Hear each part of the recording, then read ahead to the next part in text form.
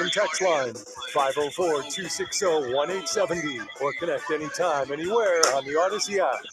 Now, to our Jefferson Financial Federal Credit Union studios in the heart of New Orleans, here are attorneys Albert Nicaud and Doug Sunseri.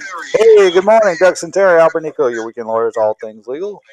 Just call 260-1870 or text us on the Oakland Heart Talk and text line. Text us your sports question, no, your legal question, or either both. Good morning, Albert. Hey, Doug, how are you? Oh, I'm doing good. I watched the Tigers last night, just climbing back into NCAA tournament contention. They played Texas A&M last night, number one in the nation, by far probably the most talented team in the nation, and they stole another one last night, 6-4. So they're beating Texas A&M Friday and Saturday, and they're back in it. They're very, very close to getting back into the tournament, which is 3 weeks ago seemed, they were 3-12, seemed almost impossible that would happen, and they're coming back. But we have a history of doing that. I think one year, we won 23 out of the last 24 games, and then they had the Rally Possum. I don't know if you remember that in 2017. I remember the Rally Possum. So I don't know what the turning point is, but we'll very have the series for Texas A&M. If they win today, they're in a very, very good position to make it into the tournament. They play Alabama next week in Tuscaloosa. They play Ole Miss. Their final series at home. Ole Miss, both of them are good, and but if we could take go 4-2, we're probably in. So go Tigers. But they're playing like we thought they would in the beginning of the year. But I was looking at their lineup now. They have freshmen at right field, freshman at second base. They have Jared, the Bear. Jared is at first base, is a sophomore, and they're starting to evolve as a team, and so they seem to be back. But we'll see today. They play today at 1:00. Pregame at 12:30. First pitch at 1:00. Stay tuned to WWL for the LSU game. I was at a wedding last night, and there was a little high boy table with about 5 or 6 guys huddled around it watching a baseball game on their phone. Kind of like you did at my wedding the night LSU played Alabama back in 1991. Yeah, but that was the Curly Hallman era. It was right. But you were still, we were still watching, but it wasn't like if it was a Nick Saban era or something. We would have been. We wouldn't have had the wedding that day. Well, if it was a Nick Saban era. Right. When you what was the what does the groom throw? He throws his I don't know. He throws the garter. If you would have, it would have hit the floor because everybody would have been watching the game. Right. Well, actually, back in the day, people had the transistor radio with the little earphone, with the back coming up through their suit, where you just see the little white wire and plugged into the ear, right? And actually, during the mass. Actually, I experienced that when I was 8 years old. My dad's last friend, who was getting married, the last holdout was getting married, and he actually, I think, got married on the day of the LSU Notre Dame game in 1980, and it was the 3-0 game. And the priest asked the groomsmen to, turn down the radio, and that was 1970. And also, I think some of the men might have had their a portion of their house mortgage on the or their monthly note on the Tigers that day. So of course you got married during March Madness, right? Of course you got married during March Madness. You recall that? Yes. We snuck out the back and walked across the street. We were the ushers. Walked across the street, watched the basketball game, and we said, okay, they're probably about wrapping it up. We walked back, perfect timing. We, went up to the front of the church and it was a good game. Those those Catholic masses when you get married, you can count on, a good 45 minutes before you have to come back. You have to do a lot Oh of yeah, processing and all that sort of thing. sure. But yes, so go Tigers.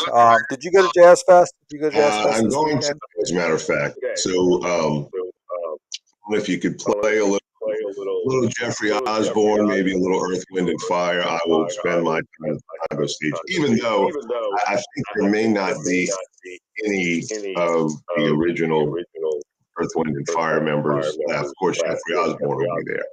Philip Bailey, huh? I'm not sure. I hadn't looked it up, but most of them have gone to the great by and by. But I tell you, I went about 5 years ago, and they had 3 or 4 of them there.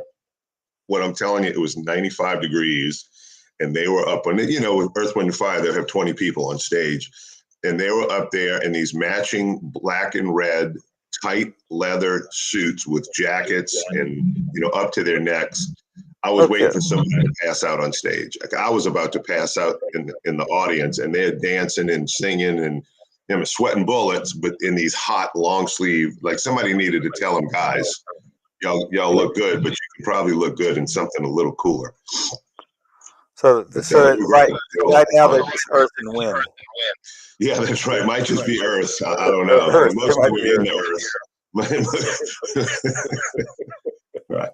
But I'm going to go anyway. I love the music, and and then there's a of course Bonnie Raitt's playing, and then this is all closing out, and then there's like a tribute band for Jimmy Buffett.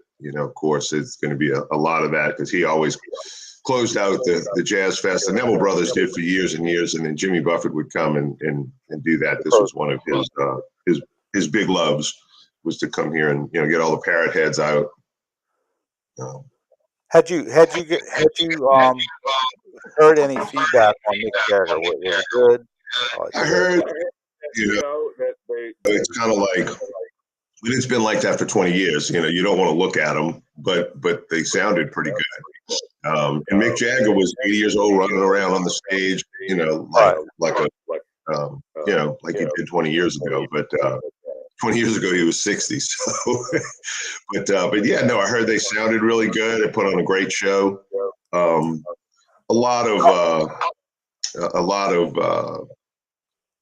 security, a lot of new rules and this and that just for that event. But and then he called out Jeff Landry. I'm sure you heard that, right? Yeah, called out Jeff Landry. That was stupid.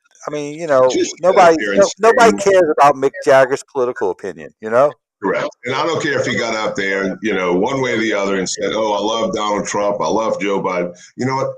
Just sing your song and shut up, right? And that's all we're there to see you. Sing your song and it's all we're there to see. It's not a political event. But not that I ever would watch Meet the Press, and I don't. I don't watch many of those political shows. But if I ever did, I doubt I'd see Mick Jagger on there, right? Exactly. Yeah. Although there was a video circulating of Mark Hamill, right, from Star Wars fame. Yeah, up there with John Marie, whatever her name is, and talking about, I know he said, like, any questions, but no Star Wars questions. So everybody's like, what the heck else are we going to ask you about? Like, do we think we can ask you about your political opinions? I love when they get actors, like who played in a movie about a farm, and start asking them questions about, farm policy. Right. I'm like, you just an actor. You don't know what I went to see the Eagles years ago. It was probably 20 years ago in the Superdome, and everything was great. The music was great. They were. Then all of a sudden, Don Henley, they take a little break, and he starts lecturing the audience on TEDs, the turtle exclusion devices, in the shrimpers nets and all that. Look, everybody started booing, and he shut up, went back to singing. It's like, there you go. You need to know your audience, buddy. There you go. So he went back to, they shut it down. He kind of stopped mid-sentence during the boo and then went back and played music and said, okay, I'm preaching to a bunch of shrimpers here. That's it. Last time I went, I didn't see the Rolling Stones. I was there when they were playing. About 32 years ago, they came to the Dome, and our friend got the suite for the. I'll tell you about my story about that. Go ahead, yeah. From the Saints, and obviously Mr. Tom didn't want to go see the Rolling Stones for some reason. Right. And so they had it. And I sat at the bar during the entire concert watching the Cincinnati Bengals Pittsburgh game. It was a Monday night. I found that a lot more interesting than watching. Cincinnati Pittsburgh too. Cincinnati Pittsburgh, great rival. Our friend Jamie, his brother married Dave Treen's daughter, and so they had the Superdome, the governor's suite in the Superdome, and he would often get us tickets to those kinds of events because the governor could care less about driving in from Baton Rouge to come see the Rolling Stones. So we got tickets. We sat in the suite for that same concert. We were about at cloud level for the weed that was being smoked in the Superdome. Yeah, it made it all the way up to the suite level. And anyway. Yeah, I was not that it's just not my kind. It was just I'd rather watch football. I love it. No, I always liked Rolling Stones. In fact, there was a best, what do they call it? Some sort of top 100 songs of the forever, right? And they would go all the way down this and that, and you would have thought that the Beatles would have had the top number, but Satisfaction was first. It kind of, and I think they kind of said it exemplified the generation. I can't get no satisfaction, and so the Stones song, the Beatles, of course, were way up there. One thing about Keith Richards, I noticed that now at 80, he doesn't look much worse than he did when he was 30. Exactly. So I know I can smoke. He aged pretty good. Yeah, because Willie Nelson just turned 91. So if he can do it, God knows I can, right? Well, but the thing, Keith Richards, you see, I don't know if it's a compliment or otherwise, or it's a backhanded compliment, but Keith Richards looks basically the same at 80 than he did 50 years ago. Yeah. There's not much difference. Right. So he's aged well, I guess, and he's pickled. I think might be a better description. Yeah, the story. The Rock and Roll story, right? So back when Rock and Roll was on Carrollton Avenue in Tulane in the old building, the Stones had played, and if you would walk up those creaky old steps, and about halfway up was a window, and they would collect money at the window. Because there was a cover charge because there's usually a band and that sort of thing. Well, it was a point where it was getting pretty popular. And so I think this was right around the time that concert that you and I went to in the Dome. And so here come this limo, it pulls up and out walks the Rolling Stones, and they start walking up the steps. And the old lady, I think she's still there collecting money. She's kind of like a little, cover charge Nazi, but she ends up saying that'll be $50 for the 5 of you. And the manager's like, do you understand this is the Rolling Stones? She goes, they gonna let me in their concert for free? No, she turned them down and they left. $50. Oh, really? Yeah, absolutely. It makes for a great story now. It was pretty stupid at the time, right? Could you imagine, everybody calling their friends, get over here, the Rolling Stones are here, right? But, she had a point. They probably just bagged a couple $100,000 for playing for 2 hours. They did. $50, son of a gun.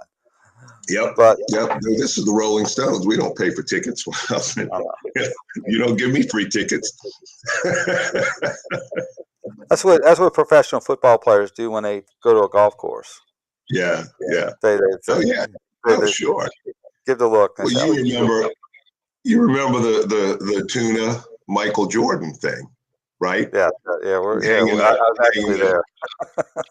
Right, but hanging the big, beautiful. I mean, that was one of his best works, and it was acrylic, and it was so well done. And we tell the story about I mean, COD. Michael Jordan bought a piece from him, COD, put it in his house,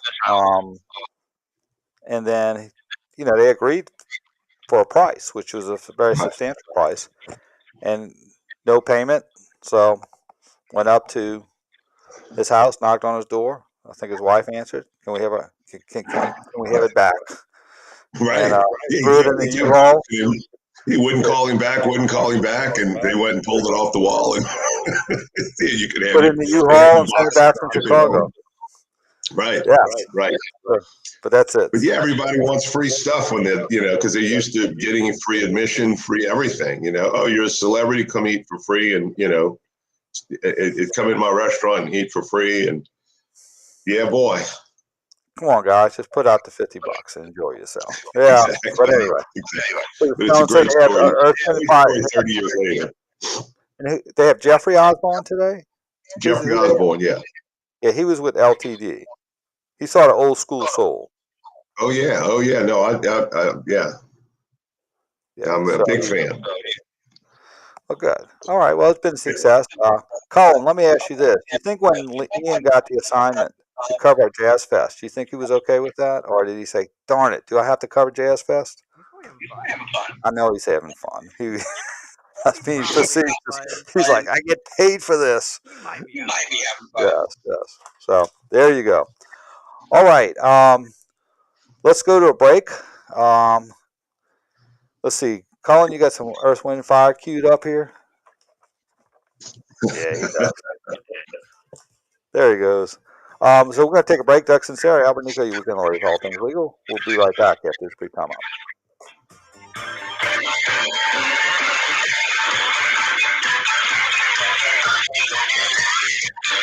There you go. WWL, the big 870 AM and 105.3. Hey, so we had a caller last week. Do you guys remember Randy? Yeah. He's back. Okay, was he? What do you want to talk about? He's back. Randy's back. He said, I don't remember this at all. He said that y'all told him to call back. All right, I'll call. All right. He's the one who was like, he's the one that's calling about a will, and he told me that he's got like a billion people trying to help him set this up. It's like, I can't remember. Okay, that's fine. That's good. That's cool. Do you remember anything about it? I don't think so. Contest thanks to Republic Records. I don't either.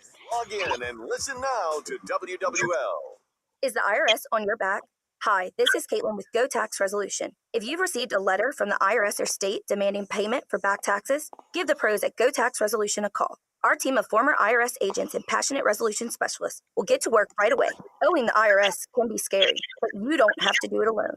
There is, I don't know what it is. It's going to let you know, maybe you'll be able to figure it out. There's a slight, very small Albert from my All right, let me get. Okay, I got it. What do you think it is? I took care of it. I muted. Now is the time to call him. I muted him. Very small. I can catch it, but it was whenever he was speaking. Yeah, I muted it. Gotcha. The employer Was it your computer? My computer. I put him on mute. If they maintain their employees during the pandemic. Some credits will expire this year. Contact Go Tax Resolution at 985-722-1040 or gotaxresolution.com. That's it's really crappy. What's that? Celebrate life's special moments. Make them unforgettable. If they win Texas A&M today, with a gift from Yeah. Open Heart Spring how are you going to feel about choosing the USC game over College World Series? I'm okay with it. I don't think they're. Discover that. No, I don't think either, but I don't think they have. They can beat some teams, but I don't think they could sustain it. I think best case scenario this year is like making the tournament and maybe making a Super regional, yeah. That's what I'm thinking. Choose from the world's But- top designers or shop exclusive designs. Yeah, we're looking at a Master craftsman. itinerary, Find and we something leave for like that the day special before the someone, or World Series reward starts. yourself. Certain product lines excluded. Special interest free. For your trip. And then you got the whatchamacallit in Vegas in August or September. Yeah, Or whatever. yeah. For finer quality at 20 to Which means I wonder if we're gonna have a show then. We probably Now won't. through Saturday, Or if we mail will, you'll be. Open Heart Jewelers Albert's on going to cover Mulberry probably Road. both of them. It might be you, Albert. Or whatever. Albert's Yeah, just going to do. Actually, wait. What time?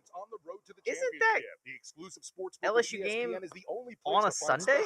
And promotions from your favorite It's on a it's on a Sunday. You know what? I might do a show from there. Either that or what time's the show or what time's the game? I mean, it's at night. Okay. So it's not. We won't. Our pregame won't impact that. Then. Yeah, I might do it from there. You could. I mean, wait. I don't know. Are you? It's in Vegas, correct? Yeah. Are you flying there or driving? No, we're flying. It'd take 2 days to. Convex to a plane. Yeah, I can take it. I've done it before. At the IRS. If You've done it before? $1,000, Oh, okay, then screw me. I don't know. Yeah, I've done it before. What you owe. Haven't filed a return for a while. All right. In the second hour, we talked a lot about Jazz Fest, and I think in the second hour when we open, we should do a little bit about maybe the Pelicans. I know Albert's probably got stuff to say. Need relief from Okay. crushing tax debt. We're back in about 30. Well, do we have the caller? Who's the caller? We still have him. We still have Dan. a caller. It's Randy from Metairie. Is Randy. the fresh new brick you've been hoping for. We aren't the company you call when you need a hug because you're scared of the IRS. Guardian Tax is the company that wins when you need it most. Guardian Tax Service is really great to work with. They really helped me out. I'd recommend them highly. Call now All right, we're for coming a back. free confidential consultation. 800-499-1216. 800-499-1216. 800-499-1216. Now, more All Things Legal, underwritten by Nicaud and Sunseri Law Firm. All advice given and opinion shared are solely those of attorneys Albert Nicaud and Doug Sunseri. Back to WWL. Hey, we're back. Doug Sunseri, Albert Nicaud, your weekend lawyers, all things legal. Mystic Dan won the Kentucky Derby yesterday, ridden by Paul Hernandez Jr.? He's from went off like 20 to 1. From Lafayette. Our jockey's from Lafayette. Another one from Lafayette. They had another great jockey from the area, Kent DeSormo. He was an Eclipse winner as the best jockey as a rookie, and I think thereafter. So congratulations to all the people who bet Mystic Dan, and sorry to the ones who didn't. All right, let's go to phone lines. Let's go to, is that Ken? Randy. Hey, Randy, you're on All Things Legal. Hello, my name is Randy. Yes, sir. I was left in a will from my uncle Bobby Edwards, who died in 2012. Mm-hmm. They opened it, and BMI said, "Yes, you win it. There's 14 songs in it." Now I've had 4 lawyers, and they wouldn't give it to me. I've had 4 lawyers, 2 state judges, a lieutenant governor. Yet now the United States Supreme Court stepped in and made them sell their company and still won't give me the will. And that's where I'm at now. When you say give you the will, what in the will were you entitled to? There's 14 songs that my uncle left me in his will. Okay, 14 songs. What type of songs are they? Well, one of them is Singing the Blues, and it went all over the world. That's 4 gold records. Okay, so he left you the publishing rights to the song. He left you. Yes, sir. Okay, and Yes, sir, he did. let me ask you. You're going through this, all these judges and lawyers. Where are you from a legal perspective? What was their adjudication or their rulings? Well, they opened it and read it and wrote me a letter. And when they wrote me a letter, they said, yes, Mr. Moncrief, you're in it. There's 14 songs your uncle left you. And I said, well, I have to go across the river and get a secession to get my legal songs. I went across the river, got a secession, mailed it back to them, and they said they won't give it to me. Who's they? Who's they? BMI in New York City. Okay. BMI in New York City's got a will, and they refuse to give it to me. Okay. Well, would you based on the information you're telling me, it sounds like that you were left any rights that he had to songs that he had written, or the publishing rights. So the first thing you would have to determine whether he owned the publishing rights or the record label did. Okay. Now, if there's a dispute as to who owns the publishing rights, then you would actually have to hire a lawyer to enforce that right if you receive the right in the succession. So typically what you would have when the succession is settled, part of the judgment of possession would be you as a legatee or a specific legatee would have the publishing rights to these songs. And then if there's some dispute about who owns the publishing rights, then you would have to, in essence, litigate that with the record label. In other words, saying, "Hey, I have a claim for that." You have to hire an intellectual property attorney, right? That is trained in reviewing those types of contracts for intellectual property, which would be those types of rights. Because the songs are in my daddy's name, David Moncrief. Well, what we're telling you is they may or may not. Okay, but that's the first thing you have to determine, because a lot of singers who have songs don't own the songs. That sometimes record label will own the publishing rights. Sometimes now there's nuances to it, but basically, if with the will I would guess is saying any claims I have to these songs you get. Now, if EMI is making a claim that they own the songs, just like Albert said, you'd have to get an intellectual property lawyer to have that sorted out as to who's the owner. BMI, the United States stepped in and made them sell their company. Okay. There ain't no more BMI. There's no more BMI. All right. It's called New Mountain Capital. Okay, New Mountain Capital. So they're claiming they own. Who are they claiming they own the song? I don't know. Well, you got to. Okay, that's one of the problems. I know. Yes, you've said that, but I don't know why you're calling, except we're trying to tell you what the issue is. It says it's in your dad's name. Obviously, the new company thinks they have some type of claim to it, right? Because if they didn't have a claim to it, then they would acknowledge that it's your song, right? Well, they said they were. They said they got 14 songs. Who's they? They refused to give them to me.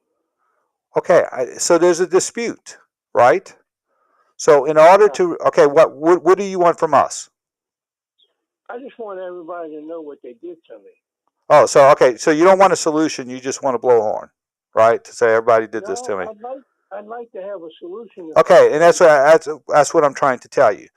Okay, so what your solution would be is you would have to hire an intellectual property lawyer to claim those rights against the successor company. That would be your solution. Okay, you'd have to first of all have the songs adjudicated to you through a judgment of possession.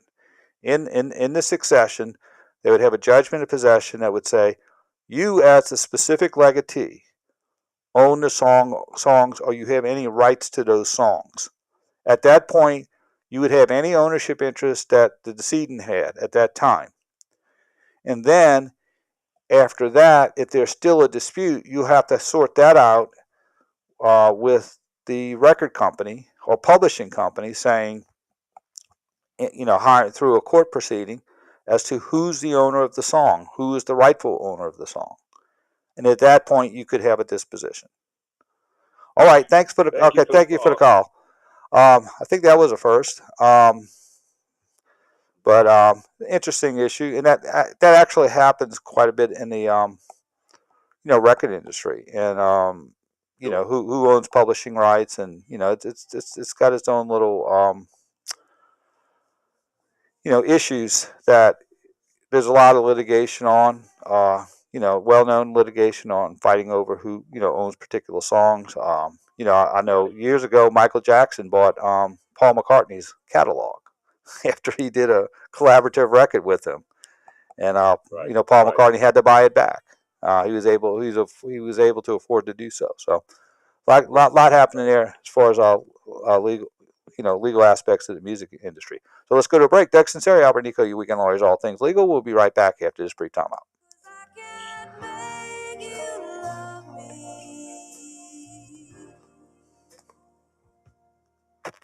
WWL, home of your New Orleans Dude, I sent. Did you see the chat? No. Albert and I were going back and forth. Oh yeah, I saw that. I saw that chat. I sent about a minute before this guy just said that he just wants to have someone hear what they did to him. I sent the message saying, this kind of seems like the caller that we're gonna just go in circles and he just wants to be heard. Yeah, he just wants to be heard. That's what. Join this great Dude, I was telling Albert, I don't remember this guy calling last week at all. No, he didn't call. I think he's. I don't remember. He was like, I should. to call back. Maybe maybe I told him to call back, and I don't remember us getting him on the air. I don't remember. I would have liked to looked up his case if I had time. Dude, it doesn't. That makes sense. I think he has a case there, but he wasn't. When you started to offer a solution, he was like, no. You're not understanding me. I want someone to say, I want confirmation that someone says you got fucked. Yeah, well, I know that's brother, what. We agreed to that 2 seconds ago. We're moving on. We acknowledge that you got screwed. We're trying to help you get unscrewed. And he's like, okay, but do you feel sorry for me? It's like, yeah, I know. Oh, he's in the back. Come on. Get 3 seats together. Daddy has my pillow. We'll get it later. Can you not put your feet up, please? Why are we going? We must be in line for takeoff. Like security. I will say most of the times that you got to talk there, it's because I muted him. Because he wouldn't like.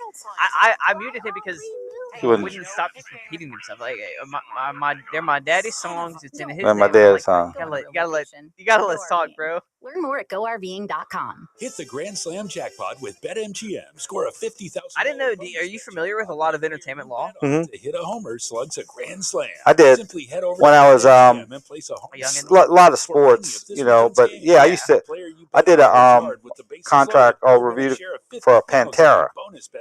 You ever hear Pantera? They're like this heavy rock. They're like they're a superstar. They're from New Orleans, but they're like huge.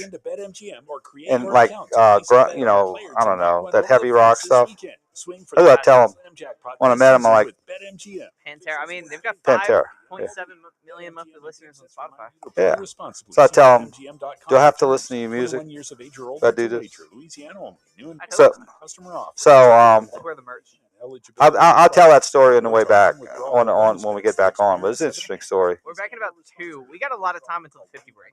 So we can do that. We'll talk a little bit entertainment law. We can dive into something else that's on your mind. We're ready to ignite your passion for driving again with the adrenaline-fueled Mercedes-Benz AMG. With an AMG, every journey becomes a thrilling adventure. Our performance-driven vehicles I'm trying to find more every curve like jazz fest music. But as big as my music knowledge is, I hate to say it, I don't know any Jeffrey Osborne. Oh, it's LTD. You look up LTD. Back in Love. Look up LTD. At Mercedes-Benz of Covington. The only LTD that I know is a Love Ballad. If you're building a new home, no, there's another one. There's it's called Back in Love. He's got that real deep voice. I think he was with, yeah. Oh, every time I turn around. Yeah, yeah, that's it. That's Jeffrey Osborne. This is Albert Nicaud. Oh, that's Jeffrey. Okay. Because I Love Ballad is the only LTD that I'm familiar with. As soon as you discover. Well, George Benson originally sang that one, I think. You sign your construction contract, and let me make sure you're protected. At California Psychics, we know that nagging doubts like, how much will a psychic cost? And how will I find the right one? Can stop you from getting the guidance you need. That's why we offer the best psychics at the best value. What a difference! A wide range of psychics available 24/7, so you can find the one that meets your needs and your budget. If you can't decide, our dedicated customer service team are always available to guide you. Right now, New customers Some of that. receive I'm not too familiar with Jeffrey What do you know? Osborne. Most of our customers get everything He's they need soul, from old school It's kind of the same soul. with everything else. Like if you were to name me like Earth, Wind, and Fire members by name, I probably wouldn't recognize them, but I know Earth, Wind, and Fire. But right, You know? Philip Bailey's the one. He's the tenor. It's free. And then they have Vernon White. I think he just died. The two brothers just died. One of them. Experience the joy of certainty. California Psychics.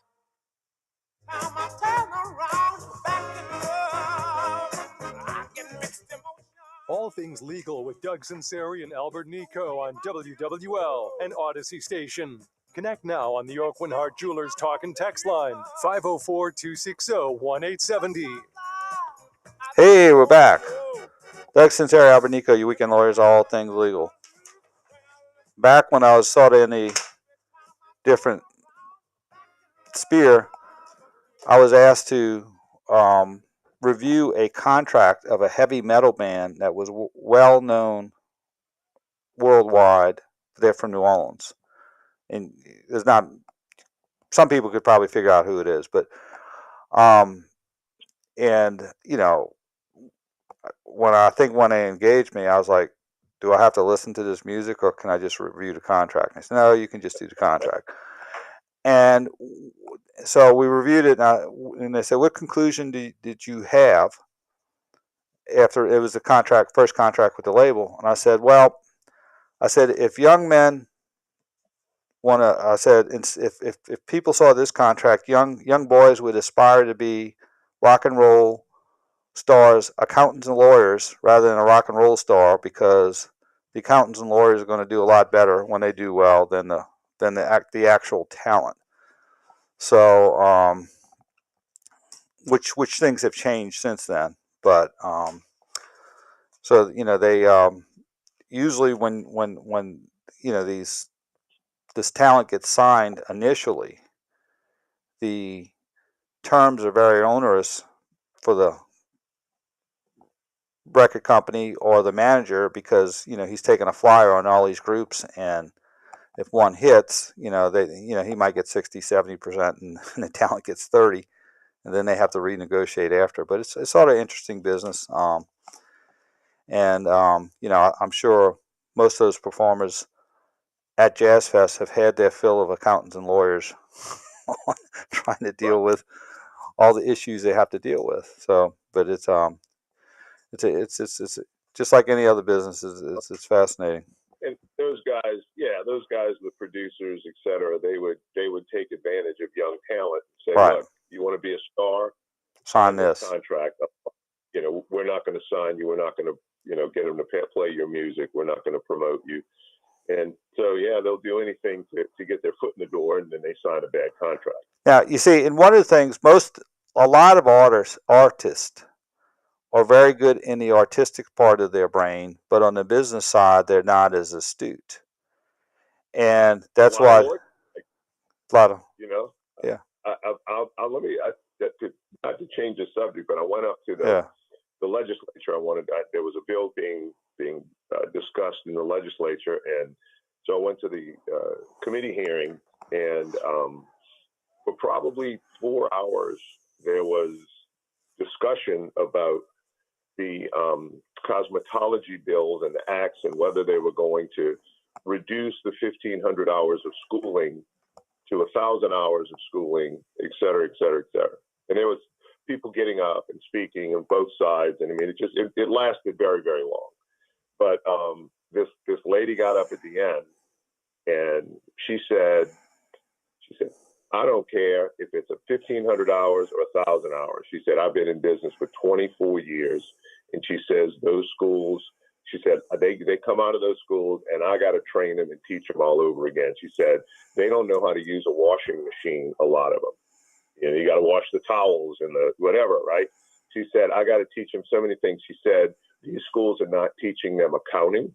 They're not teaching them how to have a budget. They're not teaching them how to collect money. They're not, and we're going on. They're not teaching them a retirement account to save money and put money aside. She said, they're not teaching them any of this. And she said, so what happens is they get out, and they might be able to, to do hair, but They have no skills in business. And Right. she said it's an injustice. And look, people in the audience were clapping. Of course, you can't do that in the audience at a No, right, hearing, but right. it was true. Yeah. And it's true. And I think they need to have that in every curriculum. Make you take a basic accounting class so you can read a balance sheet. You can know, what in case you are the boss one day, right? Or you want to start your business, you got to know those things. So what you're saying is you think that Keith Richards should have took a CPA class or accounting class before he became a rock and roll star, huh? Well, that's a little different. No, I know. I'm just kidding. Getting educated. No, to do it's what true. you It's do, true. Doctors too. right? Yeah. I mean, even in law school, there should be a course or even a skills class or something where, hey, look, if you're going to have this is what it's going to cost, and you're going to have to pay this insurance and this is what workers Absolutely. comp, Absolutely. Yeah. All of it. Well, also too, they're starting to do that in med school and dental school a little bit, because we had a very interesting, we had participated in selling some dental practices, and they had a very interesting dynamics. You had the old school dentist who knew how to interact with the patients. They had personal relationships. They felt very comfortable. And when they sold their practice to the new dentist, who was just out of school, about $400,000 of debt,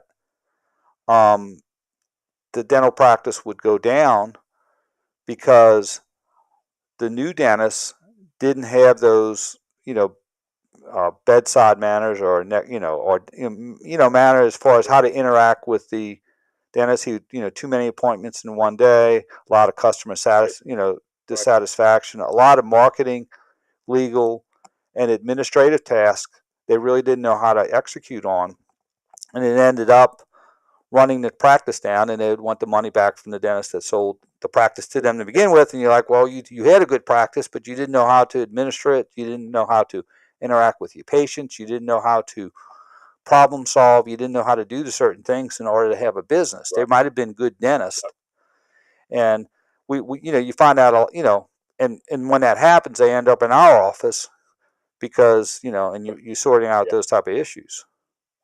Well, I kind of tell you, I learned something. I learned a lot of things, but I learned for just watching Drago Cvitanovic, right? The good old Drago. And you learn that having a good restaurant is not just having good food and good service. It's about relationships. Walking to the table, being there, and when that happens, people feel more comfortable. It's a more enjoyable experience for them to go sit down and dine in your restaurant. And, and if you have a little off night, they forgive you, right? They're not going to write you a bad Yelp report and never come back. Hey, I've got a relationship with this restaurant owner or restaurateur. And, this is a good person, and I'm going to come back and, and enjoy their food again. And that is the magic of having that type of restaurant, that type of relationship. And it's the same thing across the lines of every profession, right? I mean, you want customer service in your law firm. You want customer service in your medical practice. Yes, may I help you? How can I help you? Hold, please. Just simple things. Teaching your waiters and your bus people to not say no problem when somebody says, thank you. It better not be a problem. You're there to serve me my food and make this a great experience. Yeah. You should say you're welcome, my pleasure. Just little things like that, are so lacking these days. And it just, like you said, the old school dentists, the old school folks, it was a different time. And it's why they built such a good practice, because they have that customer service. They have those relationships. That's right. All right, let's go to a break. Doug Sunseri, Albert Nicaud, your weekend lawyers, all things legal. We'll be right back after this brief time out. All of the faces and all of the places, wondering where they all disappear. WWL, home of the LSU Fighting Tigers. I gotta see how much time we have. Yeah. Get the WWL shows you love delivered to your phone free. Download the Odyssey app and follow your favorites. Bobby Hebert, Mike Detillier. Are you just doing nothing but watching the LSU game later? Or Yeah, I'll just stay at home. Do the little Sunday thing. do the Sunday on thing. WWL for breaking sports news, powered by BetQL. I'm grabbing lunch, and then I'm coming back to the studio covering the game. Download the BetQL app or visit BetQL. Yeah, I think we have a real shot to win today, especially with our best pitcher on the mound. I think our pitching depth probably a little better than Texas. We've only used 4 pitchers. I know Holman, unbelievable last night. After the first inning. Oh, Christian Little. Christian Little was. I think so. Man, Christian Little had the game of his life. Unlimited energy. That's what you need against the number 1 team in the nation. All right. Think you could be lower testosterone? And they got some breaks. Wild pitch. This is the reload, not rebuild that we were expecting. Yeah. That really works since I started taking. They got a couple. I mean, they found Ashton Lawson, Milam's really. They found some people that are like freshmen, sophomores that I'm like, oh, these guys could, as long as they don't transfer, this could be like a nice little core. What Milam is now is what Tommy White is currently. And Milam's like Altuve. Yeah, very like short, fast, but he just makes plays, man. He's just awesome. Absolutely free. Text ST. Larson's been fantastic. Braswell's been damn good. By the FDA, this product is not intended to diagnose, treat, cure, or prevent any disease. The heat is on. And Pearson's only what, a sophomore? A minute, maybe 2. And efficiently. You don't want to get caught up in a supply chain jam up where the AC goes out and you're sweating your beans off waiting for a part to come in. Nash is family owned and operated, been serving the greater New Orleans. How long are we going to have? For over 50 years. You know you can trust Nash. Make sure you can trust little less than 2 minutes. Okay. Call 504-835-4440. That's enough time for something. I don't know what, but something. Let me see if there's a text message we have about like football or something. No, our biggest sales event of the year. Someone's asking on the text line if you're related to Lucian Sunseri. Sunseri of the NOPD in the 80s. For your convenience. Gold is at an all-time high. Take advantage of the market and call Southern Coins today. SCPM.com. From Botox to tummy tucks, choose Weiler Plastic Surgery Group, Covington. As a roofer, spring means the start of my busy season, which means I've got to get organized. With help from Beacon, I can save time with Beacon Pro Plus and 24/7 access to live pricing, delivery tracking, order history, and more. Plus, this spring, I can earn $1,000 and the chance to win a $25,000 backyard renovation just by buying my CertainTeed shingles online with Beacon. No purchase necessary. Now that's what I call a spring cleanup. Visit BECN.com for official rules and to start earning entries. I learned patience from my adoptive dad. I'd say don't get into like. Hey, you got this. No, I'm not gonna get anything. You could dive into Saints here since there's not much to say, but I'd say don't dive into Pels until next hour because I know you guys are gonna want to spend a lot more than just 2 minutes on that. I don't know. Did y'all do like an over under or a guess of how many primetime games last week? I thought you did. I don't know. No, I think 2.5. So you can do that here. We could just be like Albert, real quick. What do you think Saints? Schedule comes out Thursday night, I believe. The schedule comes out Thursday night, but I think we're gonna likely see it, start being leaked over the next couple of days or whatever. I'll probably do I might do it on the other app. I got a little bit of a thing I could talk about. You're good. We're coming back. I'm gonna do music. Yeah. We're back in about 10. Okay? On the current state of your squad. It's always football season on the free Odyssey app. That's AUDACY. Download it today.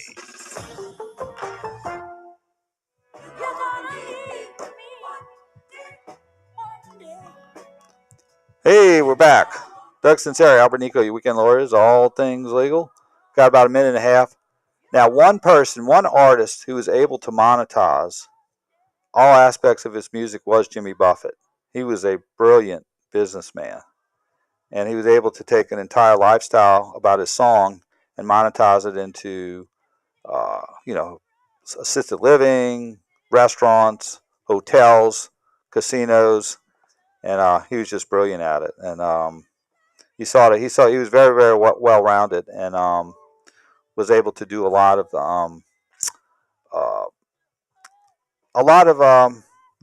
head on both sides of the brain there. So I think this is the first Jazz Fest without Jimmy Buffett, right? Yes. So, but we'll see. Second hour. I guess when we go to break, I was going to ask you, Albert. You could think about this during the break. How many games are the Saints going to have on prime time next year? My over under is 2.5. And as Cullen said, one of the games will be the Saints in Denver. It has to be on prime time. It'll be Sean Payton coming back to New Orleans. Coming to New Orleans, but so we're going to national news, local news. We're back for hour number 2 and all things legal. So stay tuned. We'll see you in about 10 minutes. The News Talk Sports Powerhouse. WWL New Orleans, WWL FM and HD1 Kenner New Orleans. Always live on the free Odyssey app. This is CBS News on the Hour, sponsored by O'Reilly Auto Parts.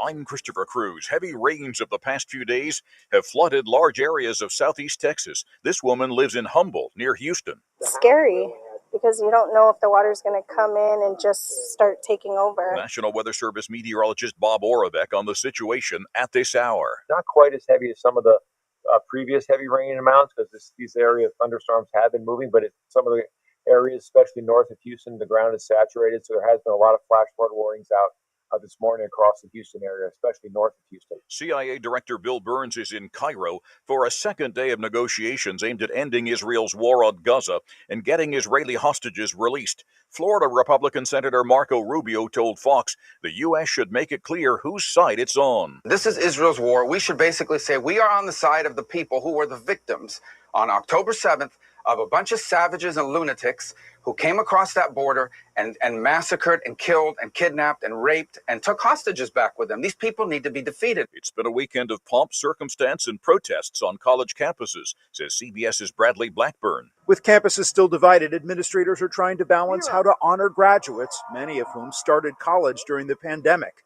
Columbia University's president speaking out in a recorded video. For those of you who are seniors, you're finishing college the way you started, online. At UCLA Saturday, after a camp was cleared, work crews were seen scrubbing graffiti from buildings and walkways. On the campus of the University of Southern California, the tents remain up and the gates remain closed. Only students, faculty, and university personnel can enter. And this late word, protesters have now left that pro-Palestinian encampment at USC early this morning after they were surrounded by police, told they might be arrested if they didn't leave. Criminals are targeting America's elders with increasingly creative schemes. From Stuart, Florida, WPEC reporter Katie Benty. Florida has once again ranked the second highest in the country for elderly fraud in 2023. The latest data released by the Federal Bureau of Investigation's Internet Crime Complaint Center shows those over the age of 60 reported nearly $3.5 billion in losses, 11% more than in 2022. And experts say there's no way of knowing how many incidents go unreported. And this word from southern Brazil, officials say that 66 people have died in flooding and at least 101 are missing. More than 80,000 people have been forced from their homes in Rio Grande do Sul state, and many more are waiting to be rescued from the rising waters and mudslides. This is CBS News. Think O'Reilly Auto Parts for all your car care needs. Get the parts and service you need fast from the professional parts people at O'Reilly Auto Parts.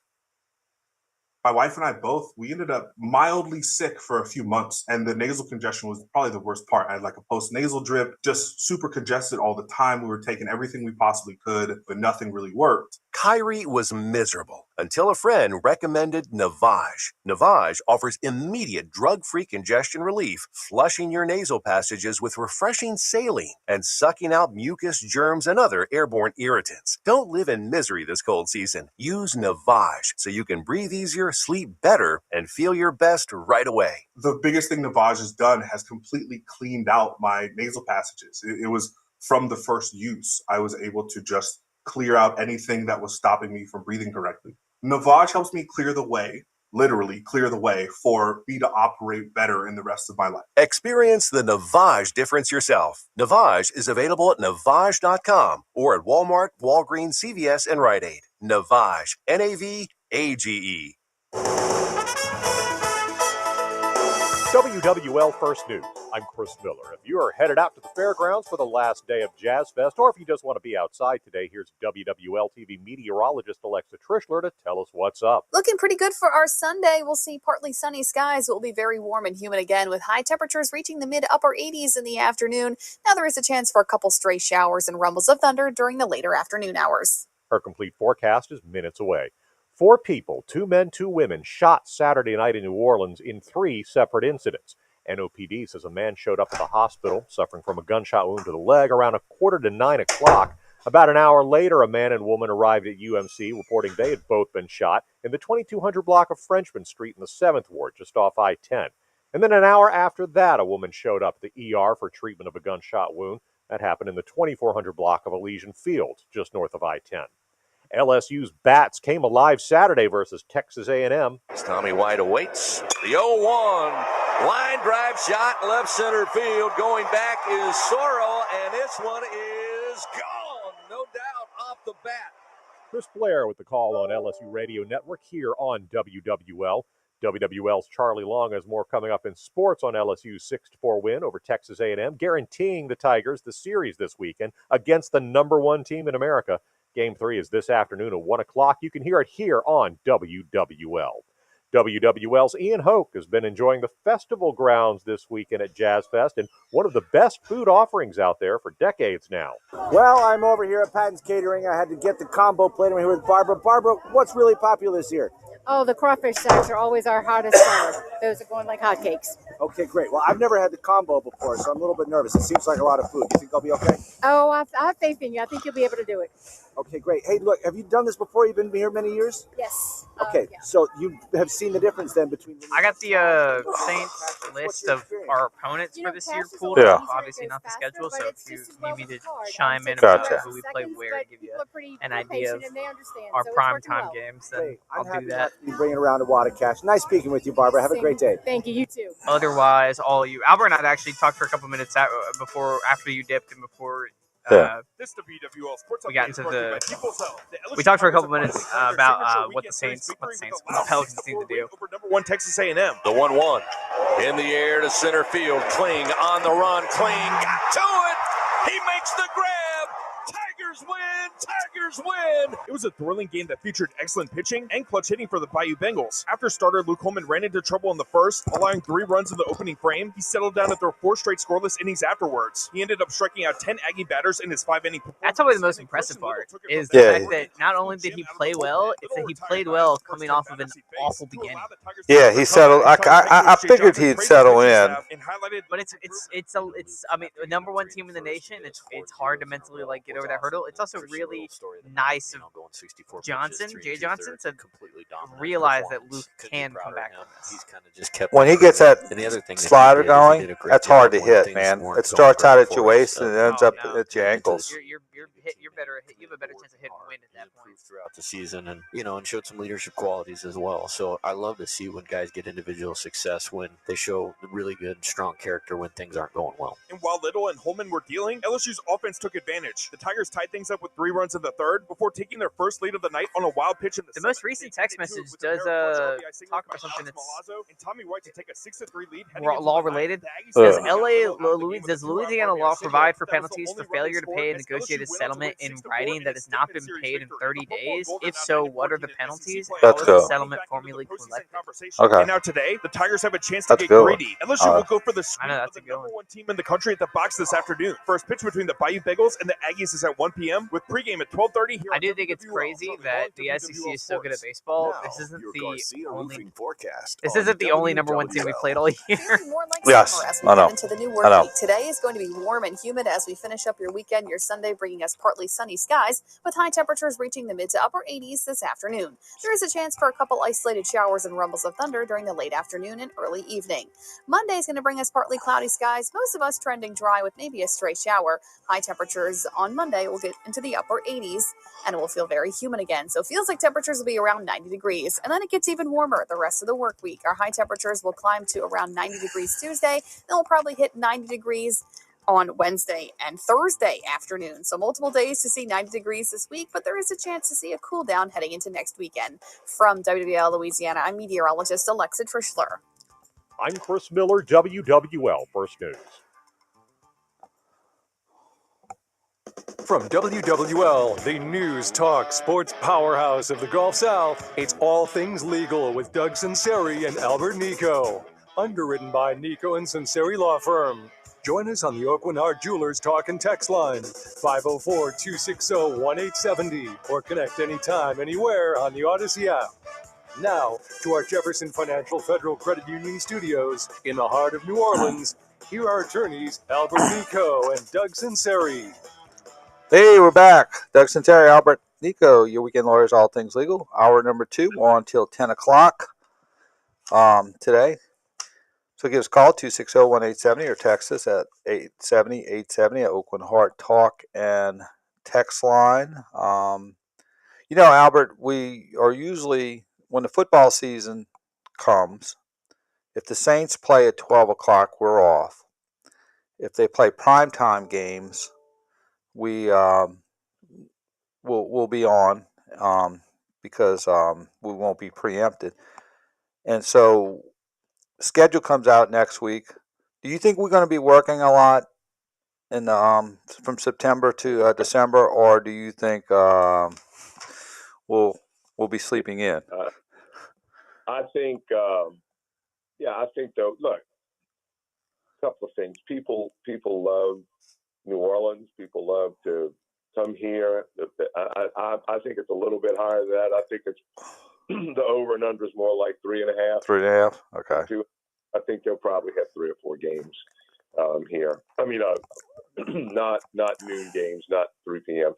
Now, we'll play teams in the on the West Coast. West Coast market where we'll end up, they'll play late, so we'll end up working those mornings. Just but it won't be necessarily a primetime game. It's just because we're playing some West Coast teams.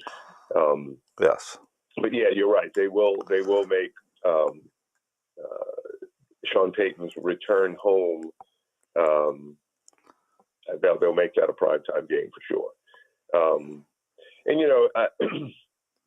Take it for what it's worth, but the whole Russell Wilson thing, heard from a friend of a friend who's, real good friends with Sean Payton kind of thing. And basically he said, Russell Wilson's talented. He's athletic. That he just couldn't pick up the offense. He just couldn't. He could. He was throwing to the wrong place. He was holding the ball too long because he wasn't making the reads. He wasn't. He wasn't doing what he needed to do. And it was. He'd make a great play just because he's talented, but he wasn't. And it was surprising to Sean Payton because he had been in the league so long and he'd had some success in the league. But when he implemented his offense and tried to get Russell Wilson to adjust to it and adapt to it, it didn't happen. It didn't play well. Well, one thing he did it was good, and I think it's a lesson in business or is if you're in a bad deal, you cut and run, and rather than trying to make the bad deal work. And right. I think a lot of other situations, it would have took another 2 years of failure before you realize it was not a successful venture. And right. he's one of the few coaches, and that's why I think he's successful. Is he's willing to cut and run when something's not working, even though you have a short-term, this short-term pain for doing that. And I think that's very, which you need in the NFL, and is probably why he's successful. Well, and I think the other reason is because he demands things from his players. He demands excellence, and he knows, and will prove it to you that I might be paying league minimum to somebody, but if they're working harder and they're going to be better and make our football team win, I don't care if you're a first-round draft choice and you're making all this money, sit down. And we're going to play this other guy because that's who's going to help our team win. And so the veterans can't just, rest on their past. They have to perform every day. What have you done for me lately? And so it makes them better as well. Goes by what he sees. Yeah, absolutely. I wanted to ask you this, and I think a lot of listeners don't, maybe don't realize, but you've testified at the legislature recently. I've done it in the past. The whole lawmaking process is very accessible to the public, and you have the opportunity to watch. Let your position be known either by filling out the little cards for a particular but if you want to talk about sort of generically your experience on if anyone was interested in finding out how laws are made, what's going on in the legislature, or if they're passionate about a certain aspect of a law that they think needs to be passed or is being neglected. I mean, this whole process is accessible to the public, and you can actually always give your point of view. Oh, I'm telling you, at the hearing I went to, there was a young girl with blue hair who was probably 19 years old, and she signed a little green card to actually, I'm sorry, she signed a red card. So they'll give you 3 cards to fill out. One is red, one's white, one's green. And that's when you go to a committee hearing, right? Correct. Yeah. The bill goes through committee first, right? So Right. the senator on the Senate side will author a bill, and then it goes to committee to see if it gets out of committee, and then is brought to the full Senate. And so, this was a Commerce Committee, and this little girl from the Houma Thibodeau area got up and spoke, and she said, I am. The issue was whether we're going to reduce it from 1,500 school hours to 1,000. And she said, I've got 950 hours. I am 50 hours away from 1,000 hours, which would be the new law. And she said, I am nowhere near ready to go out and begin a business, or go even work somewhere. She said, you really need to keep it at 1,500 hours. And so, here's this young girl that, has the right to get up there. And so basically she signed a red card. She spoke against the bill reducing the number of hours, even though it was going to cost her more money, right, to complete her education. She was, all citizens have the right to do that at that committee level, right? Once it gets out of committee, then all of a sudden it's up to if it gets out of the Senate committee, it's up to the Senate then to debate the bill. And, a lot goes on behind the scenes, right? You have these lobbyists, you have these groups, and the senators will typically meet with groups from both sides, depending on how controversial the bill is or how far-reaching the bill is. And they will meet and try to, confect a compromise or try to, hear everyone's side of the story. And then they'll go out and, put it up for a vote. And the bill might be amended. It might be, there's going to be some language that, typos and this and that need to be corrected. So, and then it comes out and they vote. And then it has to go to the House side. And then the House has to do the same thing all over again. They'll take that bill and they'll, run it through committees and go see if they want to discuss it and debate it on the full floor. Because then there's another story, right, where once okay, the House and the Senate have agreed that yes, we're going to pass this bill, then it goes to the governor, and then the governor either can sign it or not sign it. If the governor doesn't sign it, it will become law. If the governor signs it, it becomes law. Or the governor can veto the bill, and then it would go back to the House and Senate for an override, et cetera, et cetera. So, it's funny. We were talking about this the other day and about when we were kids. I'm going to say something or actually sing something, and you're going to remember what I'm talking about. I'm just a bill. Oh, yes. That's that Schoolhouse Rock. Schoolhouse Rock. Schoolhouse Rock. Yeah. Right? It wasn't just, crazy stuff. In between, they would give these commercials, these little sections of Schoolhouse Rock, and it was a little 5-minute thing when the cartoon wasn't a full 30 minutes or an hour. Yeah. And they would sing these songs about I'm just a bill sitting here on Capitol Hill, and it talked about from a federal government standpoint how How a bill gets through. those bills are done. Now, Cullen just texted. Cullen, our engineer, he says, there's a 40-year difference between us, and I even know those songs. So, so let me ask you, Cullen, chime in on this. Do you remember that on Saturday mornings? Because Saturday mornings was the only time cartoons really came on. It actually wasn't. We had like a history class, I think, in like 6th or 7th grade, and they like rolled in a television and like had VHSs, and they were like, "We're gonna do this for the day." We would watch Schoolhouse Rock. There you go. Episodes, basically. Well. Wow. And yeah, and so you were very fortunate because, I mean, even if you kind of didn't remember, kids remember those songs, and education was part of the process, and civics and how bill becomes a law. And so many people don't know that these days because they're either there's a certain part of the population that thinks things become law by pitching tents on Tulane University. Right. I mean, that's the way they think. That's how you move things. But yeah.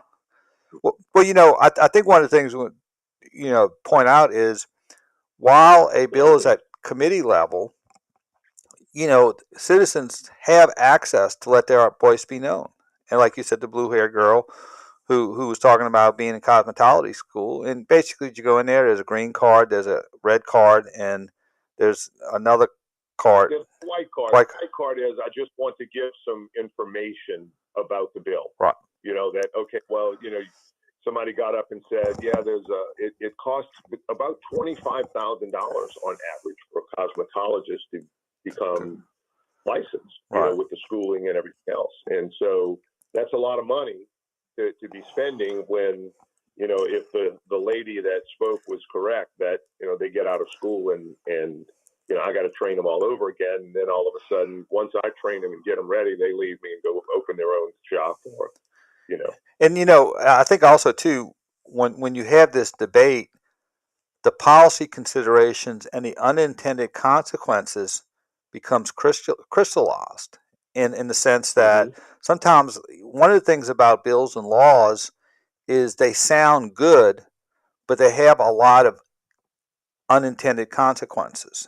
And I know back when I used to go up there, I used to, the minimum raising the minimum wage. And I don't want to get into the merits of it, but basically what, one of the things that would be discussed, and you'd have a lot of debate on both sides. You'd have debates, and it's a very, very good debate because at that point, sort of the issues come to the forefront, come to the surface, and you're able to say, okay, these are the trade-offs, because every law that you pass, you're going to have a trade-off.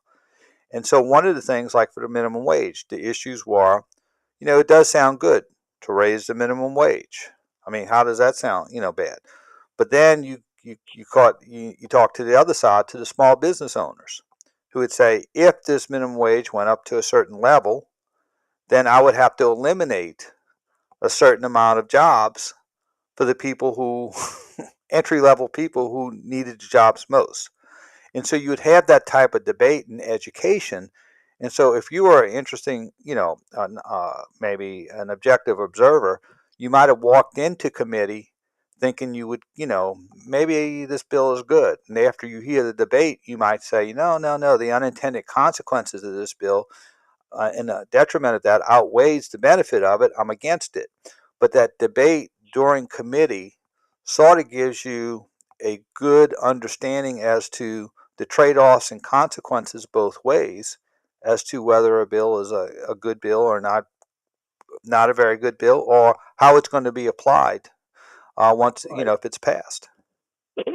Well, and I was with a friend yesterday, and we were talking about, just the price of things. And he said, he and his wife went to a nice restaurant across the lake, and they spent, he said that we split an appetizer, we split an entree, had a couple of drinks, and he said after the bill, the tax, and everything else, it was $170.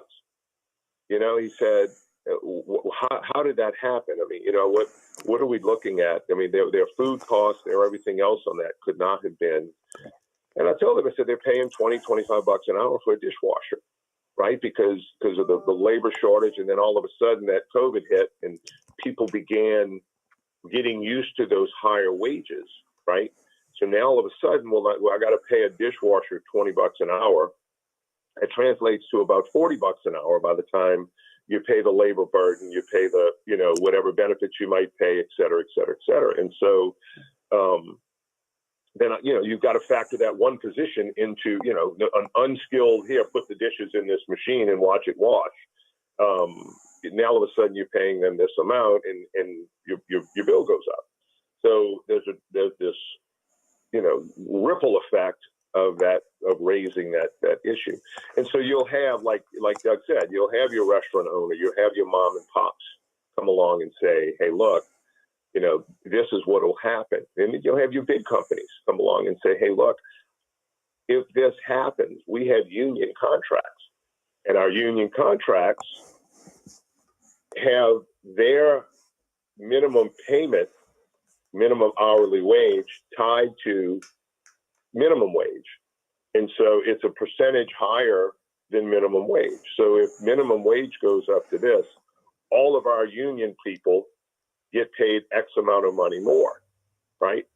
So then what happens? Well, we can't, it's not sustainable. So we're going to have to lay some people off. We're going to have to, so but then you've got some people that are, hey, look, I can't pay my bills with, making $18 an hour or even $15 an hour. Because, now all of a sudden the cost of everything's higher, and labor shortages, material shortages, and fuel prices, and inflation, et cetera. And the answer is not to raise the minimum wage; it's to get a hold of all these inflation problems. And you have to have that kind of debate, and the committee is very, very good for the debate for that. And a lot of times, when you have a bill that's very controversial, the room will be full, and you have and you have some very, very thoughtful debate, and you start to see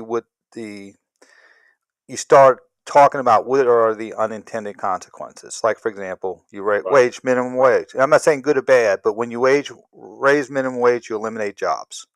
You eliminate entry-level jobs, and you eliminate the jobs for the people who would benefit most from the minimum wage increase. And so when you pass a law, like the great Walter Williams said, is it's trade-offs. Somebody's going to benefit. It's going to be the detriment to someone else, but you have to do a marginal utility analysis as whether the cost is outweighed by the benefit. And I think a lot of people who don't, sort of get, I guess, you just have to understand there's a trade-off. There's no law that you would pass that would, it's going to have a downside to it, or it's going to have a potential for abuse or a potential for unintended consequences. You're just saying that unintended consequence is subordinate to the benefit of that particular law. So, I think during the when legislation session, if you're interested in a particular topic that's up there, you can go up there, sit in the committee hearing, fill out a green card, red card, and speak, and they'll listen to you. It's a great process. All right, let's go to a break. Doug Sunseri, Albert Nicaud, you Weekend Lawyers, all things legal. We'll be right back after this brief timeout.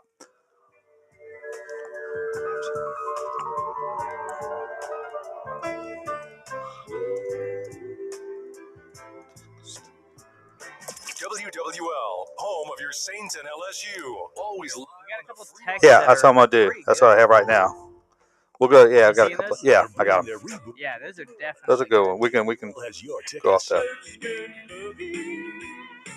Yeah, the last segment's just sort of generic. I miss Schoolhouse Rock. I spent like 10 minutes trying to find I'm Just a Bill so I could play it.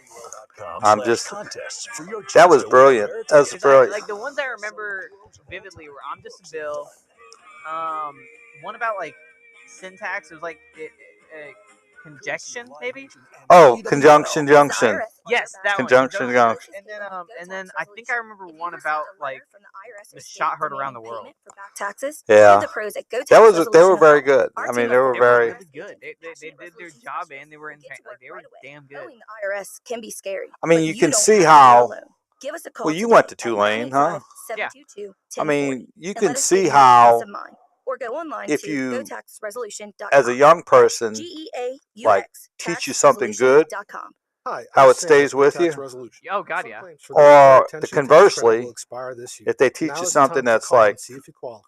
Call Go Tax counterproductive, that stays with you. 722. Yeah. I mean, you know, like that's, you know, I think what a lot of crap is being, qualify for if they maintain their you employees know, during the pandemic. especially to like, you know, a lot of the college students who just, you know, when you're, 985-722-1040 or you know, gotaxresolution.com. you're very That's impressionable. GEAUX, tax resolution. And you want identity, you know what I'm saying? So, 24 and I'm still impressionable. no, but what I'm saying is like this kids who are pitching tents at Tulane.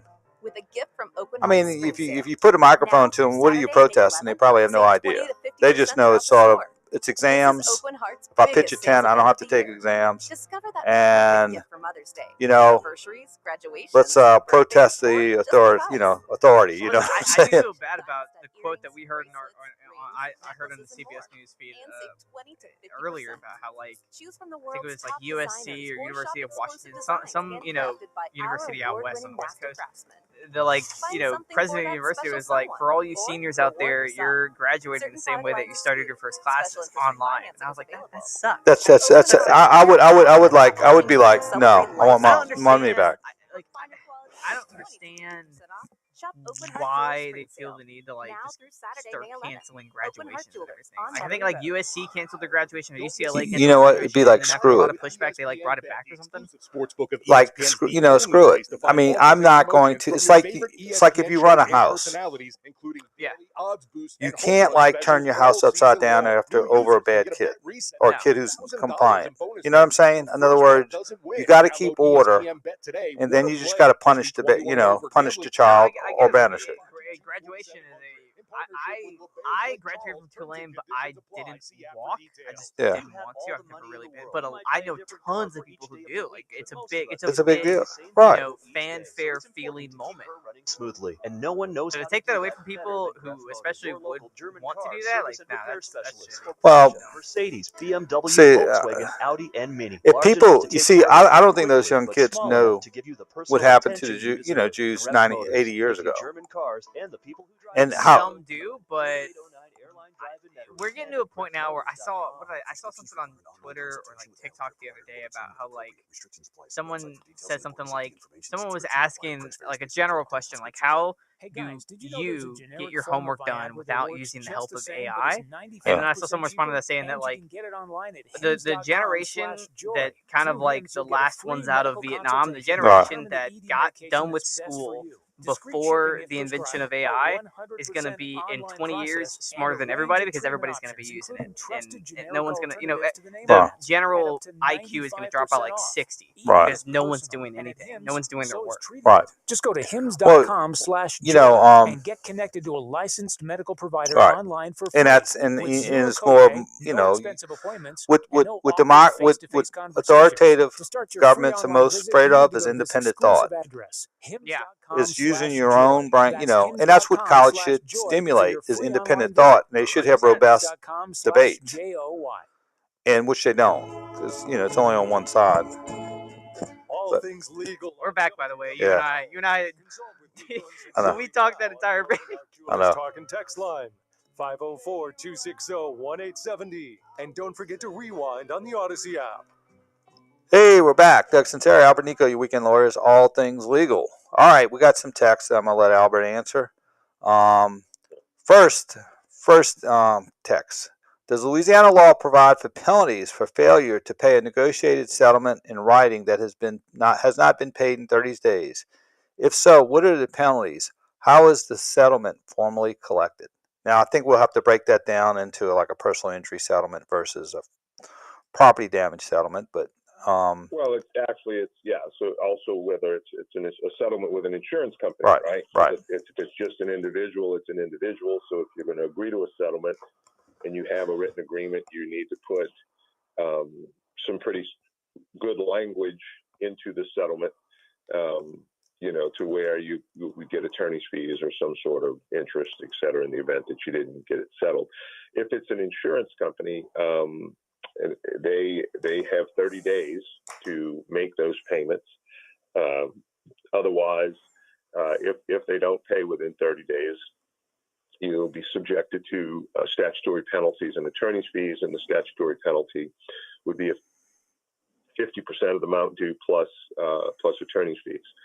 So it could be very substantial, and it really puts fear into defense attorneys' hearts when their client is kind of fumbling around with paying the check, writing the settlement check. So and that was placed into law years and years ago, back when Colonial Lloyd's, I believe it was having all kind of problems paying people, and we're going to enter into all these settlements, and they ended up not paying them. So the legislature put some teeth into, hey, look, we're going to resolve this claim, and you need to pay within 30 days of a settlement.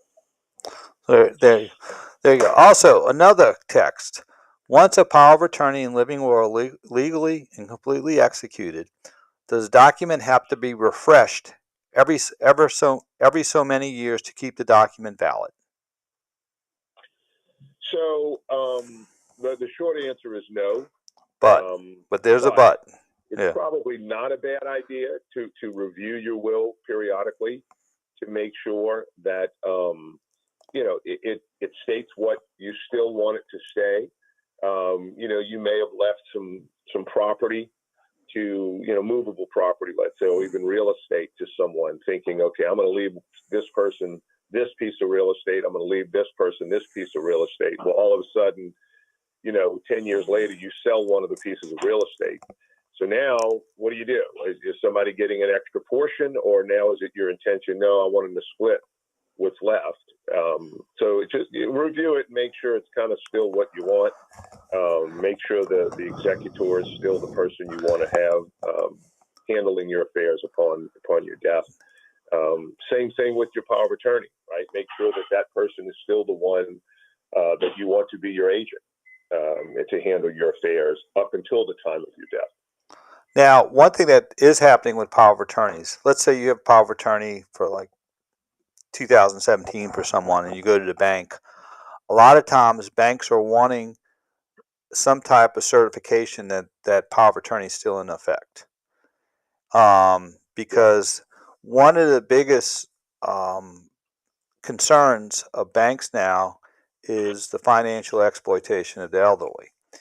And what's been happening is they're putting a lot of safeguards in place, which are often difficult to deal with, because there's so many cases where, let's say, person A had a power of attorney in 2017, and then the agent realized that who they gave the power of attorney to was not doing their job or was abusing that role, and so they gave it to person B in 2020.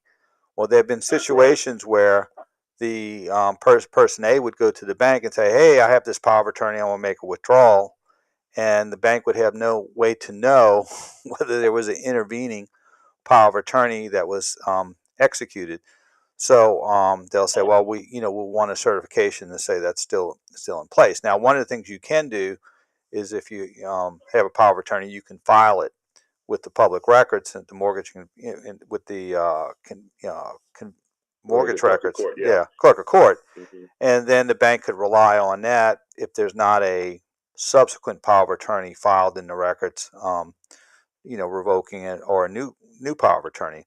But the bank scrutinizes power of attorneys quite a bit now, and in fact, in our power of attorneys, we have to put a lot more detail in it, because even though you may have a general power of attorney that says you can basically do anything on behalf of the principal, they'll look at it and say, well, where does it say that you can do this? Where does it say that you can do that? Where does it say that you can sell timber? Where does it say that you can make modifications to an oil lease? And so we end up putting a pretty extensive laundry list in there, even though the general power attorney should cover it, but it's just one less argument you would have, or one less discussion you'd have with a bank financial institution. But if you do have a old power of attorney, and I'm saying old, 3, 4, 5, 10 years old, and then you have to go to a financial institution to start conducting transactions based on it, don't be surprised if they ask for an update. And if they do, you can do one of two things. You can file it with the clerk of court, or you could go back to that attorney and get a certification saying that power of attorney is still in existence. But again, and it's a very interesting statistic, there are more cases of financial exploitation of the elderly than there is child abuse now. And most of that falls on financial institutions, banks, and then other related type of financial transactions with the elderly who, it's just, more vulnerable. Usually, a lot of them, have went through a lifetime saving money, have a little nest egg, and, they can get preyed upon, especially if they don't have a lot of collaterals that are, overseeing their day-to-day activities. And so, just don't be surprised if you have an old power of attorney, if you have a financial institution saying, hey, we need this updated, or some kind of certification that it's still in existence. So, but it's good to, like Albert says, just to I'd say when you have a change of season in life, like for example, you might have done one will when your kids were under 18. And then you might want to do another one if your kids are out of the house, but without children. And then if you have grandchildren, you might, that's a different season in life. Right. So as you change in those seasons of life, it's a good idea to sort of look at it and look at your estate plan and say, okay, well, you might have some grandchildren you might want to do something for, or you might have some, life just changes. And so you want to, change your estate plan, or, for your agent, you might have picked one person when you were earlier, but then, maybe, another child, that child who you picked as an agent might have moved out of state. And you say, no, that's that probably wouldn't be the best person if they're living out of state. Let me switch it to someone who's, closer to home. So, but that was a good text. All right, let's go to a break. Doug Sunseri, Albert Nicaud, your weekend lawyers, all things legal. We'll be right back after this brief timeout. Monday morning on WWL, we'll talk about getting a game plan in advance of hurricane season. And speaking of storms, don't know what else is left. Former President Trump's trial. Like, what happened what do you I got this. Cover? Oh no, let me look at that. Just ask if the use ends automatically. Okay, that's a good one. That'll take us for the next 5 minutes. And the Odyssey. Really? Yeah.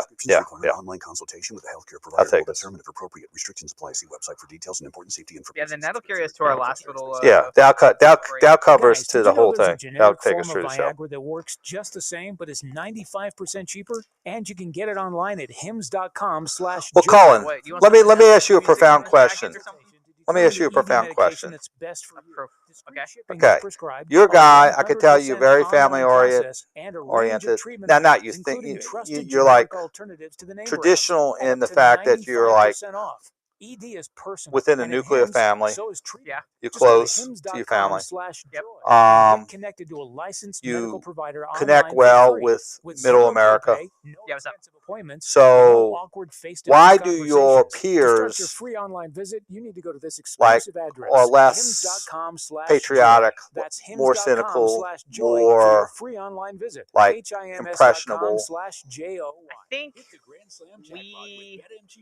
I think we're looking at, we're definitely upset about the housing market is one key thing. Like everybody that I know is either everybody that is like finished with college or whatever. Yeah, it's a great home run.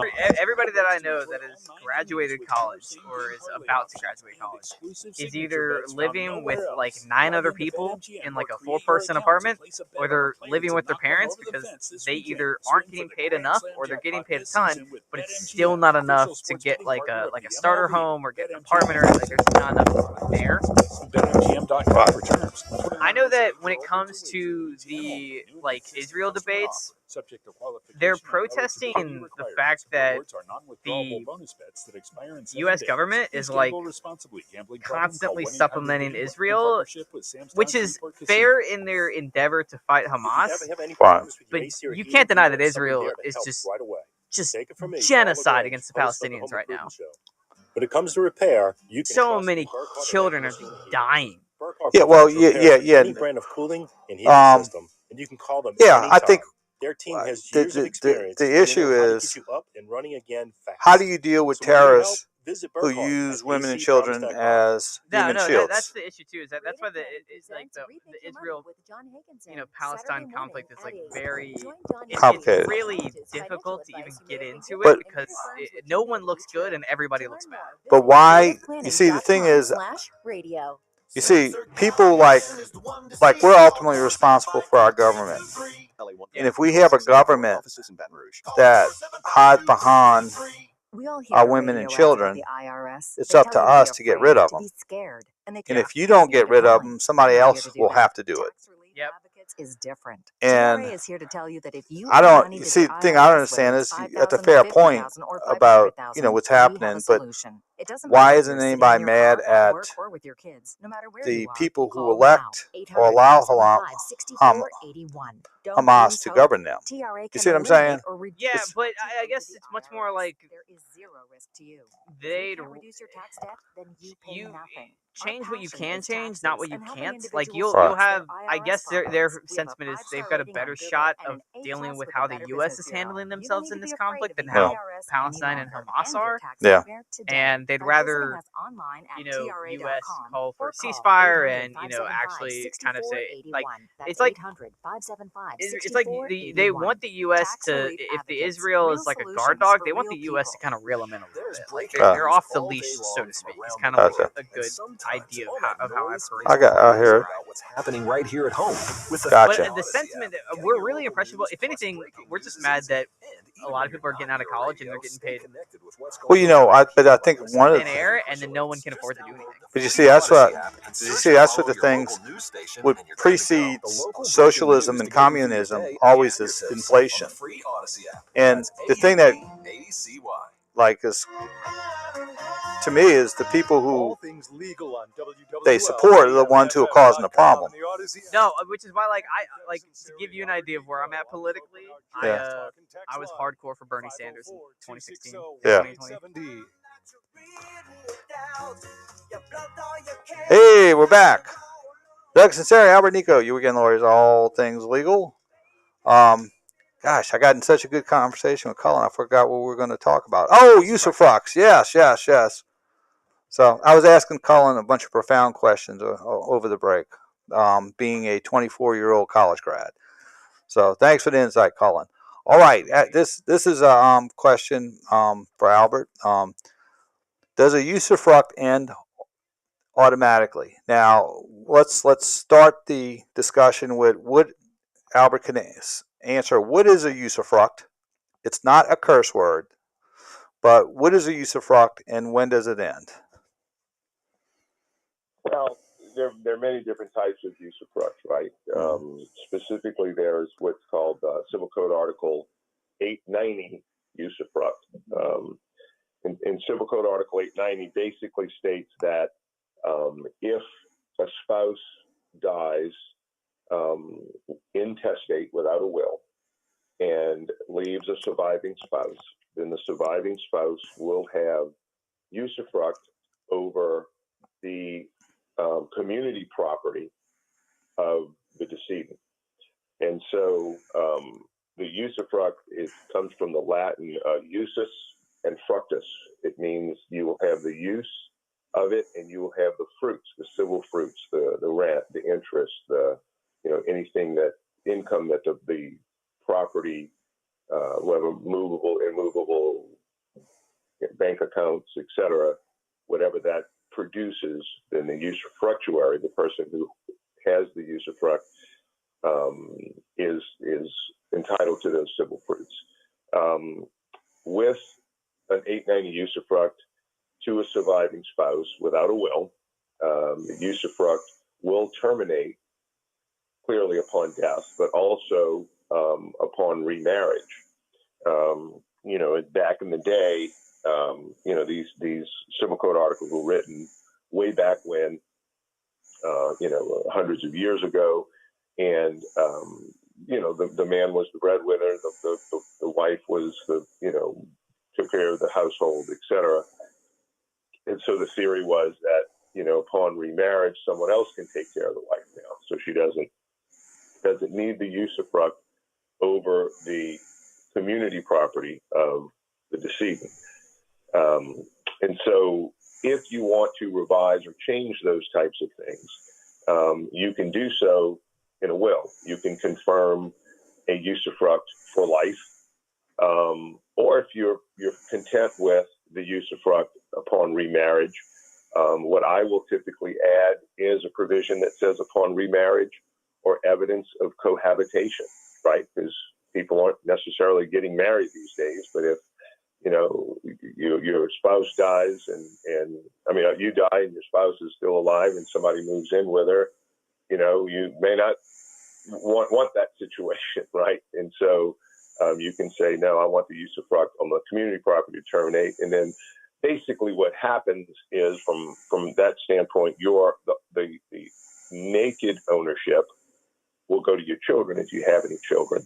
And what that means is they actually technically own it, but they have no right to use the property, right, or benefit from it from any civil fruits.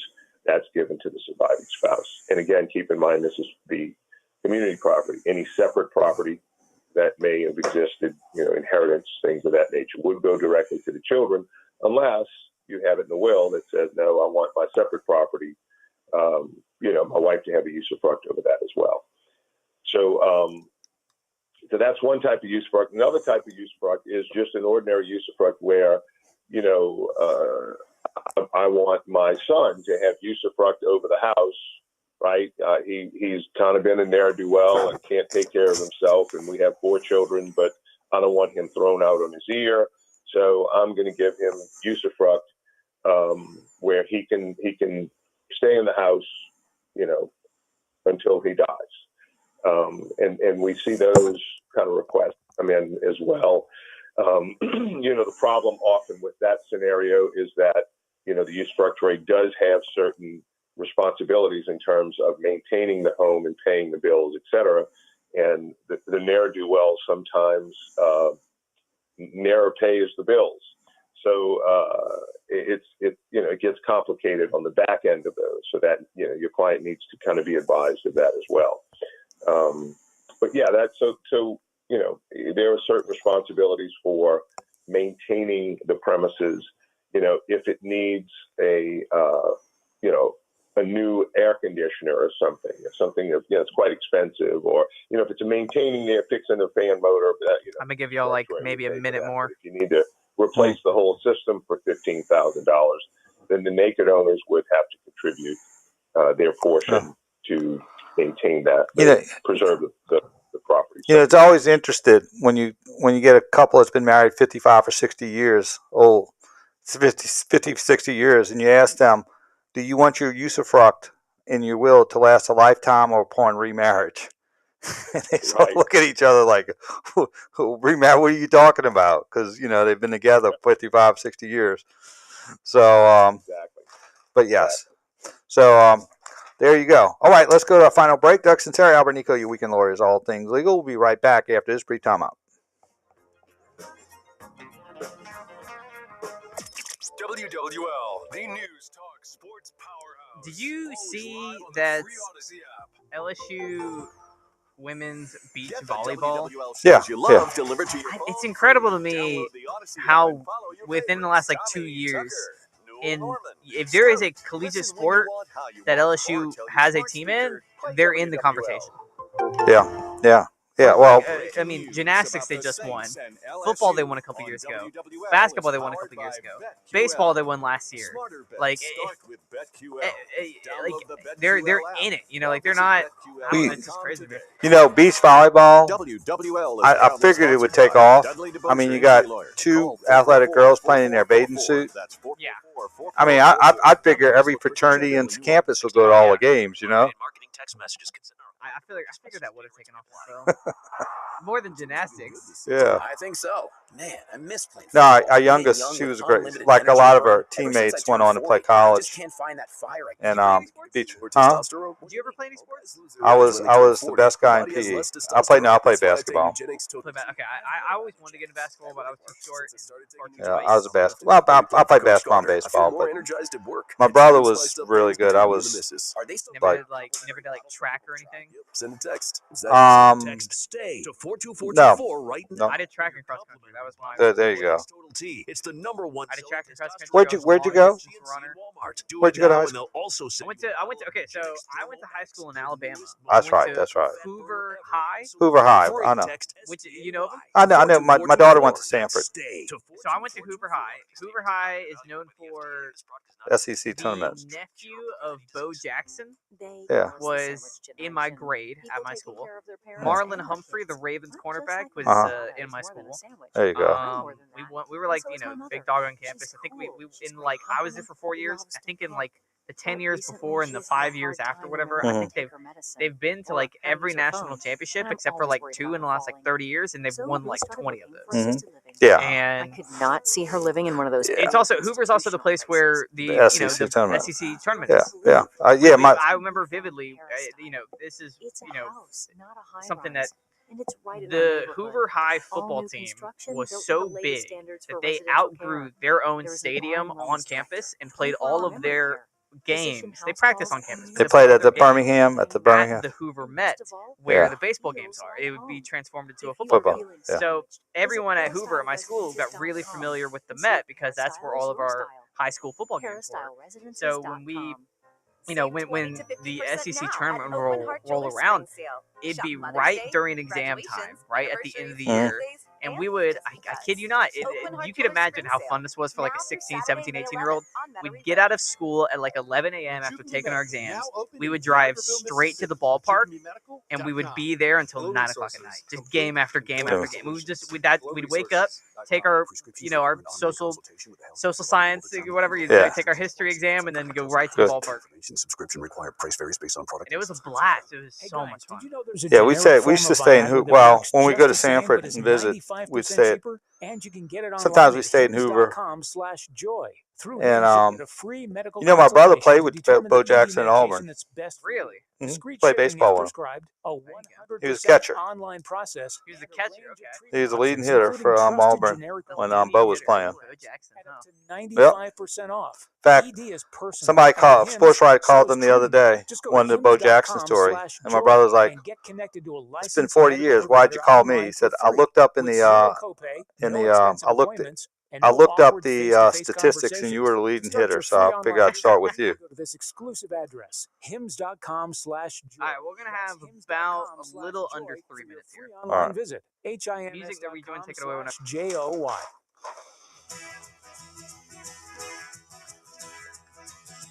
Hey, we're back.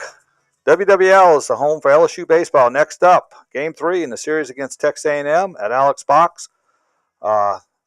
First pitch, 1 o'clock, pregame 12:30 on WWL-AM-FM.com. Live and free on your Odyssey app. Stay tuned for LSU baseball. Albert, we got about 2 minutes. Got anything closing?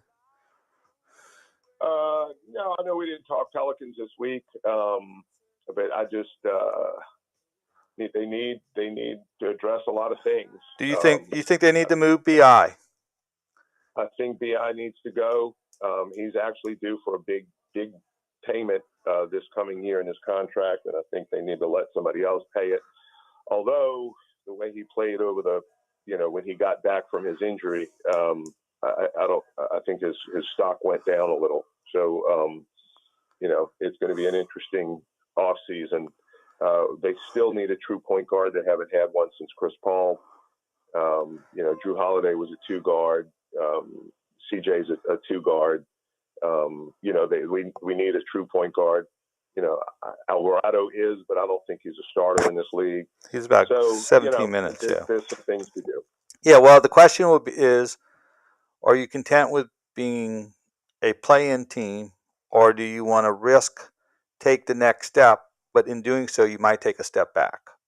In other words, do you stay where you are, or do you take a risk, and you could either take a step forward or take a step back? But the teams that are in the finals, they have some big men.